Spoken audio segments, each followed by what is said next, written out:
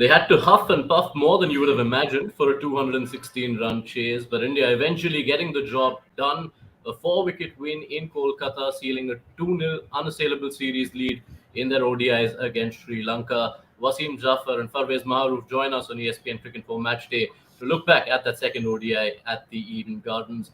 Wasim, the way things were at the halfway point and the way India's chase started with a lot of boundaries in the first 3 overs, you wouldn't have imagined the game would go as far as it did.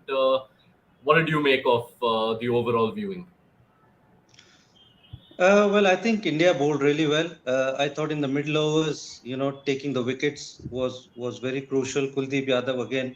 I always stress on the point that he should be, in the white ball scheme every time India plays, and he did prove his point. I mean, somebody who hardly gets a game, it's very hard for him to come back again and keep performing every time he gets that limited opportunity, and he does that so well. So really pleased for him. On the batting front, I would say, India would have been happier had they won the game with 3 wickets or maybe 4 wickets. It went down till the sixth wicket. So they, couple of more than couple actually would have been a soft dismissal. They would like to forget. But all in all, I think it's a strong performance, especially the bowling. I thought stood out, and then KL coming back to form and scoring the runs. India will be pleased about it. Yes, we'll get into the finer points, which will, of course, involve KL Rahul, whose half century was quite defining in the contest, and Kuldeep Yadav from the first innings. But Farveez, before we get into that, your overall assessment of the game and what you felt of Sri Lanka's performance? I think batting wise, when you have a good start, it's important to capitalize on it. That's what good teams does. So when you have what 1 4 101 or something, and all of a sudden you have a collapse, and you get all out in 40 overs, just not acceptable. I think playing good teams in their home countries is important when you have a good start to capitalize. So when you don't do that, you end up most of the time losing, especially in India. Afternoon time is the best time to bat. We all know that, we have seen it. So Sri Lanka missed a golden opportunity to put up a decent score, and we saw in the second innings when the ball was moving about a little bit, the Indians didn't look that comfortable when the Sri Lankan kicks were hitting the right spot. So I reckon Sri Lanka missed a chance of leveling the series purely because of their batting. Right, we'll come to Sri Lanka's batting a bit later on this broadcast. Wasim, in India's chase, KL Rahul 64 not out, having seen wickets fall. India were 4 down for 86, of course, at one point in this chase.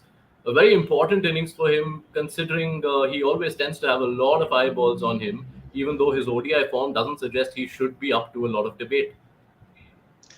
Of course. I mean, last a year and a half, maybe, every inning is scrutinized since India hasn't made, the ICC events into the knockouts, even though they did in this T20 World Cup. But other than that, uh, when the batting doesn't perform, then obviously, you're going to catch up the eye. And he hasn't been in a great form recently.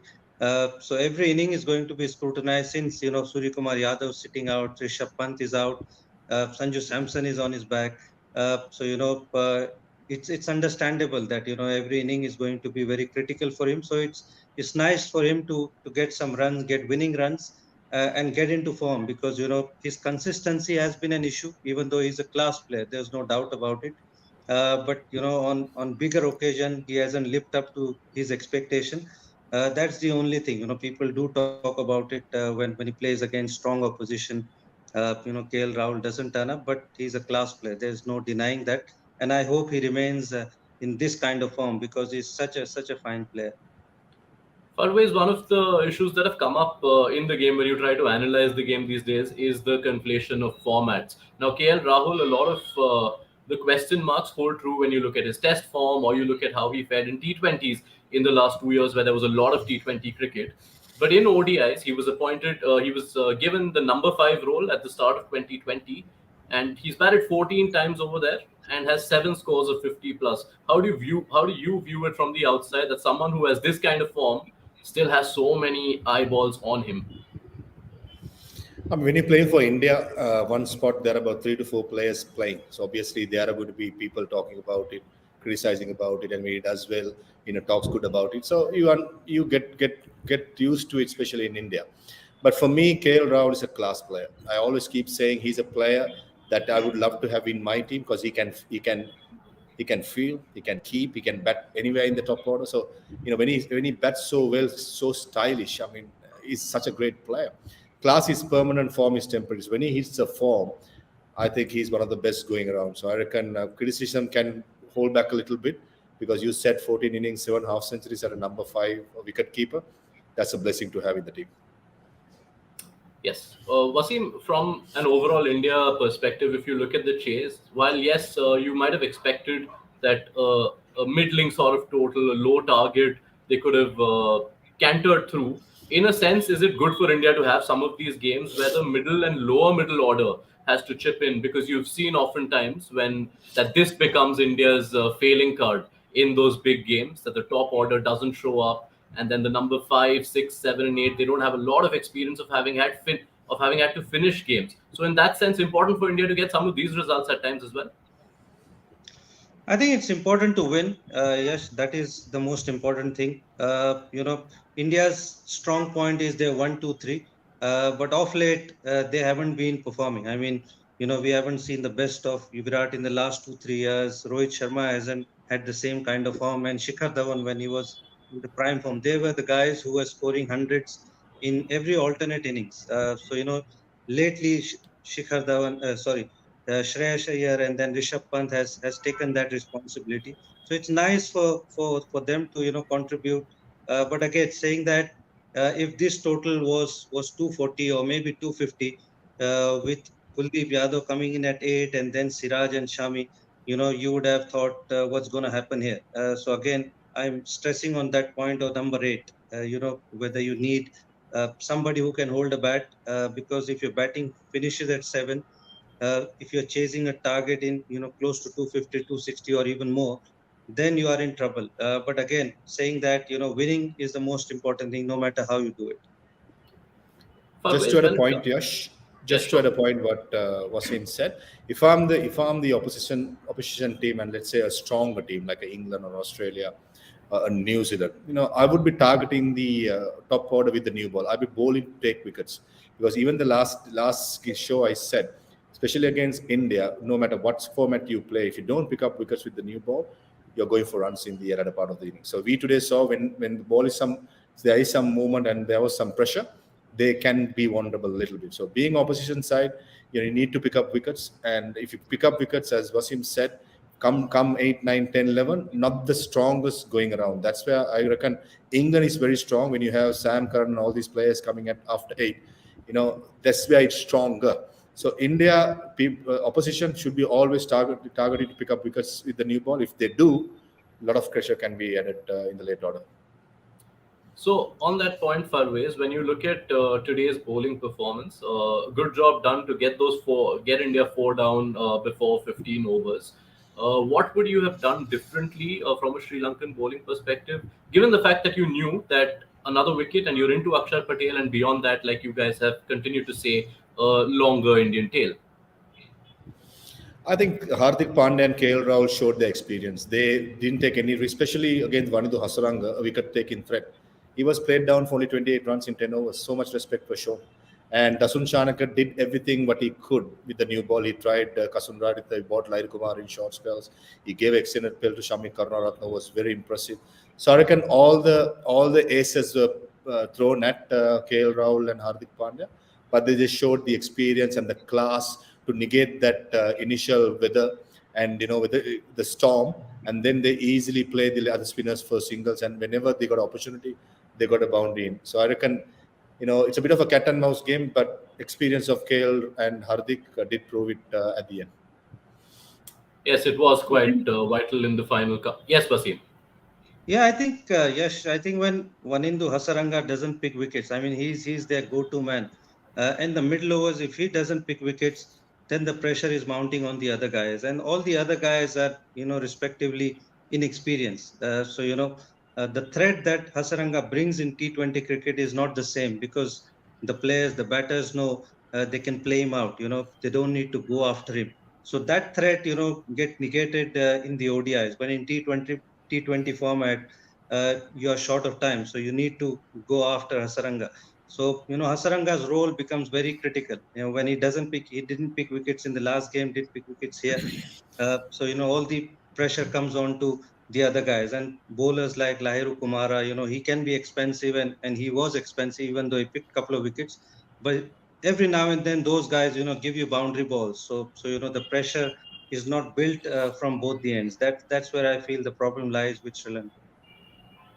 Right, so not enough pressure from a Sri Lankan bowling point of view, and some maturity on the part of KL Rahul and Hardik Pandya seem to be the big takeaways from India's chase after they had fallen to 86 for 4 in pursuit of 216.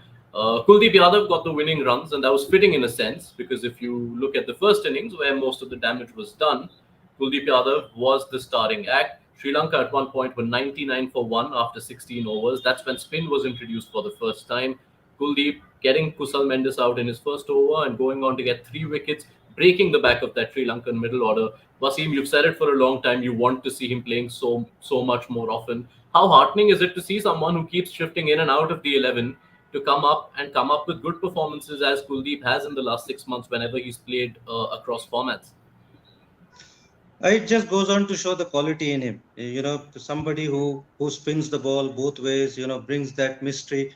And in white ball cricket, nobody, there's not many batters who can pick, the googly and the leg spin so really well. So it's not surprising that he's so effective. And it's heartening to see, that every time you want to make any bowler sit, it's Kuldeep Yadav because India has got Yajwinder Chahal, and then you've got an all-rounder option of Washington Sundar. But like I've said many times, if I have to pick somebody to take wickets at the middle overs, I would pick Kuldeep Yadav for sure. And then your second bowler can be Akshar Patel or Ravindra Jadeja when he gets fit. But I would pick Kuldeep Yadav over Yajwinder Chahal at this point of time. Farveez, what about you? This is a dilemma India do face. In fact, even in this game in Kolkata, Kuldeep only featured because Yuzvendra Chahal pulled up with an injury from the first game. You know that India have to use one of those spin bowling slots as an all-rounder at number 7, be it Aksar or Jadeja. The Chahal Kuldeep debate, if India have to pick one of them, who would you be leaning towards? I think on form, definitely Kuldeep Yadav, but I will both have both the options right throughout until the World Cup. I mean, see who is on form. I mean, it will be difficult to play both of them at one occasion because if they do it, if Indian selectors do it, that means one of the fast bowlers has to drop. And the way Siraj, Shami, and Umran Malik bowling is hard to do that as well. So I reckon it's a good direct to have. Keep them both. Whoever is in form, whoever is looking like picking up wickets and winning games for India should play. And at the moment, I don't think both can fit into the team. Only one can. Yeah, I think when Ravindra Jadeja, Yash, when he gets fit, and you've got Akshar Patel and you've got Kuldeep Yadav, how good a bowling attack is that? And then you can pick two seamers, probably Bumrah or Shami or Siraj, and then you've got third seamer in Hardik Pandya, and you've got two all rounders, two genuine all rounders, and then Kuldeep Yadav, makes a very fantastic bowling attack, and even the depth in the batting that you get. So, I'll be tempted to play Ravindra Jadeja, Akshar Patel, and Kuldeep Yadav going forward. Whenever Ravindra Jadeja gets fit, I feel, they both needs to fit in as well as Kuldeep Yadav. Yeah, that's an interesting one you throw up, Wasim, especially given the pace conversation, which is something we can get into later on in this series. But Kuldeep Yadav perhaps helping his case by also playing a mature hand. I know it's only 10 not out, but given the length of India's tail, you don't often see double-digit scores from Indians batting at number 8 to 11 these days. Let's get to the Sri Lanka batting now. I'll start with you, Wasim. You had 8 of the top 10 getting into double digits. Only one of them got to a 50. That was Nuanidu Fernando on debut, but he too fell exactly on 50. Uh, and as a result, you're all out for 215, despite having been 100 for one. What did you make of that collapse in the middle overs as soon as spin was introduced? Well, I think it's just the quality of Kuldeep Yadav. I thought, he outboxed, Asalanka, obviously, he didn't read the googly, got pot and bowled. Shanaka, obviously, tried to sweep, and then, he got bowled. So I thought the mystery that Kuldeep Yadav brings in, and that's exactly what can happen. Sometimes the bowler that normally bowls, the finger spinners, you kind of expect them to bowl, and the batters are ready. But when you bring in that mystery spinner and the batters doesn't read him, and that's exactly what can happen. So I thought, Kuldeep Yadav needs to give given a lot of credit, and that this Sri Lanka team can bat against spin. Don't get me wrong, they're pretty good players of spin. So you got to give credit to Kuldeep Yadav for taking those 3 wickets in the middle overs, which broke the back of Sri Lankan batting. Farveez, does today's collapse and the fact that Sri Lanka eventually folded up even before 40 overs were bowled uh, go in line with a slightly troubling trend of the last couple of years in ODI cricket? If you look at the numbers, Sri Lanka since the start of 2021 have batted first 17 times, and 8 of those games have seen them score less than 250, and they've only touched 300 twice. So is there do you attribute that to a lack of responsibility from the middle order, or are there bigger, more technical reasons behind it? I think all of it, lack of responsibility plus reading good spin and also not knowing how to build up innings against a good formidable attack. We score 300s when it comes to decent teams, but when you're playing against a top class team, what you can't do is give back wickets. That's number one. That's what we saw when Dhananjay Silla got out as soon as the other wicket went in. So, when you're playing against good attack, you need to consolidate. You need to have a good base and get your hitters down the order like Shanakas, the Vanindus, the Chamika Karunaratnas. Play their natural game. At the moment, they're coming in, they're trying to consolidate and they're trying to bat with responsibility. But if you give them a free license, probably come the 40th over, 35th over, you can maximize the scores because India is a place where last 10 to 15 overs can go for heavy runs. So I reckon when the top ball doesn't do their job, and when you get all out for all out under 40 overs, Yash, I mean it's just not good enough in ODI cricket. Yeah, not I not a think, I think lot. again, yes, I would like to stress on that point of the quality of the Indian bowling as well. Shami, Siraj, and even Umran Malik coming in the middle overs and bowling with, close to 150. It's not easier for the batters who coming in at numbers 5, 6, 7. So India is throwing again, a lot of quality bowlers in the middle. Shami can come in. Siraj, came in and got those couple of wickets to finish off the tail. So I think the quality of the Indian bowling has to be appreciated as well, along with Kuldeep Yadav. I thought, the three seamers, you're pretty fine seamers as well, along with Akshar Patel. Yes. While we do that, the one bright light from the second ODI for Sri Lanka came through their debutant Nuwanidu Fernando, who only got a game because Patum Nisanka had pulled up with an injury. But Farvez, he looked quite good in those 14-15 overs that he batted. Got to a half century. Would be kicking himself to be run out the way he was. But pleasing signs for you from the debutant. Yeah, he's been knocking on the door for about a couple of years now. He's been scoring heavily in domestic cricket, and he got the opportunity at the right time, I think, but not the right place. He's not an opening batsman. He generally bats at 3 and 4. But as they say, someone's lose is someone's gain, and he maximized for his, for his ability, scoring 50 against a top quality attack, 18 runs. What a wonderful debut what he had. Wasim Nuwanidu Fernando, He's I was sort just of going through. play down the ground as much as possible. A lot of good things to like about him, and he's one of the best. And a lot of good things about him. He's a good fielder as well. He's a gun fielder, and he's a brother of Vishwa Fernando, the left-arm quick who plays Test cricket for Sri Lanka. So the proud moment for the parents and the Fernando family. Yes, and hopefully a lot to look forward to for Sri Lanka.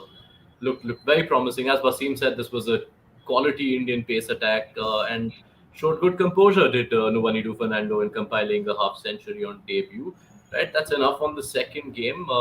Let's set up the final game of this series. The third ODI will be in Thiruvananthapuram on Sunday. Farvez, let me start with you. The series is lost, but from a Sri Lanka perspective, there is still a lot of importance for ODIs. They have one series left, which will account towards the World Cup Super League standings, and they will need a victory in that to stand any chance of getting a direct berth to the World Cup. So, in line of that, are there any changes you'd like to see? What do you want to set as targets for Sri Lanka from this final ODI?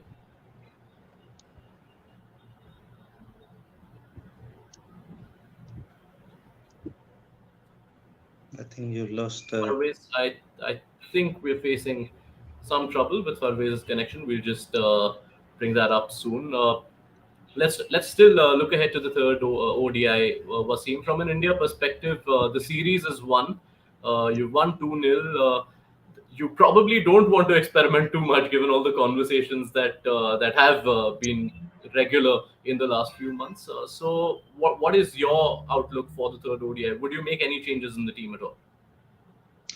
I mean, looking at the World Cup, Yash, I wouldn't like to make any changes unless there's an injury, there's an eagle, then you would consider. But just for the sake of, you have won the series, and it's a third game. I don't want to make any changes. You want to keep playing with that same combination, because India doesn't play more than 18-20 ODIs before the World Cup. So I would stay away, even though you've got Washington Sundar, you've got Ishan Kishan, you've got Arshdeep Singh. Those are the guys who can come in. But I wouldn't make any changes just for the sake of it. So then, if India were to get Yuzvendra Chahal fit again, he missed out on the second ODI, and that's how Kuldeep Yadav got into the 11. Now, if Chahal is fit for the third ODI, what do you do, Wasim? Like I said, I would pick Kuldeep Yadav or Yajwendra Chahal any day. So I would still keep Kuldeep Yadav.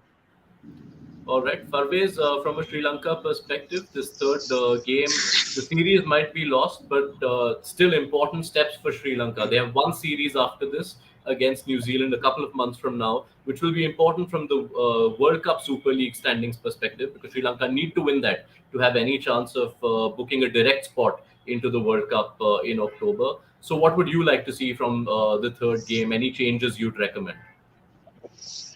I think the bowling attack would remain the same. Maybe Mahesh Deekshana might be considered to play the last game because he hasn't played one-day cricket for a while after the Afghanistan series, so he'll be option to bring in. But when it comes to the pace battery, I'll still play Lair Kumar, Kasundrad, and Chami Karuratha. That will remain the same. When it comes to batting, yeah, Dhananjay Silva has failed twice. Avishka Fernando has failed twice. So maybe, just maybe, the think tank might consider in getting in a replacement. But I'm not sure how bad Pathum Nissanka's injury is. So it all depends on that as well. But overall, I'm a firm believer that I don't like to make big changes come March. As you said, we have three important games coming up to add the points for that World Super League. So I reckon to give them the confidence, I'll stick with the same team when it comes to the batting order.